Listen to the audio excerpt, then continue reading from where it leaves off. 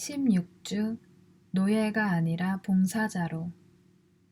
나에게는 음악가 친구들이 많습니다. 그래서 나는 음악가에게 완벽주의가 얼마나 커다란 유혹이며 부담인지 잘 압니다. 아마도 음이 한번 악기를 떠나면 더는 주워 담거나 무마할 수 없기 때문이겠죠. 소프라노 친구는 말했습니다. 난 무대에 서면 일단 완벽해야 한다고 생각했어. 그런 생각이 엄청난 압박으로 작용했지. 하지만 이제 현재의 미완성 상태를 받아들일 수 있어.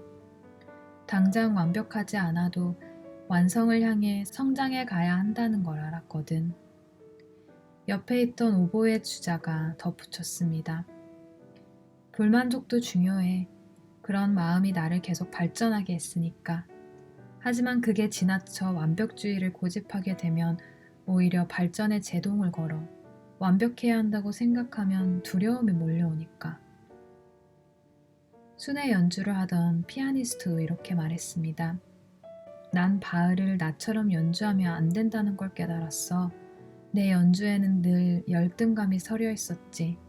그건 건설적인 불만족이 아니야. 완벽을 향한 노력은 분명 좋은 것입니다. 그러나 그것이 완벽주의로 변하면 사람을 힘들게 합니다. 완벽주의자는 미완의 상태를 받아들이지 못합니다. 하지만 발전과 성장은 언제나 이런 중간 과정을 통과하게 되어 있습니다. 이런 잠정적인 상태 없이는 그 누구도 발전해 나갈 수 없습니다. 완벽주의자는 그가 손대는 일마다 생명을 앗아갑니다. 뭔가가 성숙하도록 기다려주지 않기 때문입니다. 그는 시간을 허락하지 않습니다. 늘 심기가 불편합니다.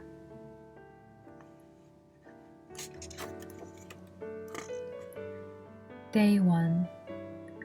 혹시 당신은 재능의 노예로 살고 있지 않은가요? 재능의 노예에서 벗어나야만 완벽주의의 부담감에서도 벗어날 수 있습니다. 재능의 노예가 되면 자신을 성과로만 판단합니다.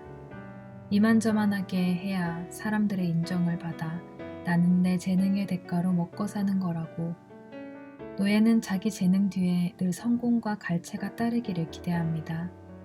성공과 갈채라는 마취제가 떨어지면 자기를 무가치하게 여기며 내적 생기를 잃고 영적 침체에 빠집니다. 그러나 봉사자로 사는 사람은 다른 원천에서 힘을 얻습니다. 그가 무엇을 하든 그것은 소명을 받았기 때문입니다.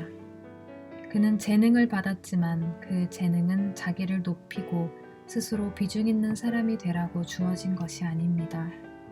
그가 받은 사랑에 응답하라고 주어진 것이죠. Day 2. 봉사자는 감사할 줄 알며 자신의 유한성과 소명을 압니다. 하지만 재능의 노예로 사는 사람은 재능을 통해 자꾸만 자기를 확인하려 합니다. 이는 자기 자신 외에 다른 목표를 알지 못하는 노예의 삶입니다. 자기 자신이 목표가 되면 스스로 살고자 발버둥치지만 손을 펴서 하늘이 내리는 것을 받지 못합니다.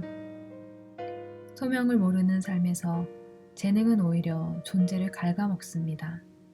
노예가 아니라 봉사자가 되십시오. 그렇지 않으면 재능이 당신을 착취할 것입니다. Day 3. 재능에 집착하느라 소명을 잊어서는 안 됩니다. 우리는 재능의 노예가 아니라 봉사자로 부름받았으니까요. 봉사자로 살 때만 재능의 노예가 되지 않습니다. 소명을 받은 봉사자는 위로부터 받은 권위를 가집니다. 재능에 집착하는 사람에게는 자기 자신만 있을 뿐입니다. Day 4. 노예는 대가를 계산합니다. 그러나 봉사자는 자기 자신을 선물합니다. 그는 자비롭고 자유롭습니다. 이익과 보상을 바라고 자신을 내주는 것이 아니기 때문입니다. Day 5. 충만한 삶을 추구하는 사람은 자신을 통해 무엇이 실현돼야 하는지를 묻습니다. 행복은 신이 우리를 나무 삼아 좋은 것을 만들어내는 일입니다. 우리가 하늘과 닮은 모습으로 만들어지는 것, 그것이 행복의 본질입니다. Day 6. 완벽하고자 하는 사람은 차갑습니다. 완벽한 모양을 갖춘 바이올린이 꼭 좋은 울림을 내지는 않습니다. 사람도 마찬가지죠. 실수하지 않고 비난할 것이 없는 사람이 울림을 갖는 것은 아닙니다. 울림은 자기 삶에 중요한 것이 무엇인지 명확히 알 때 생깁니다.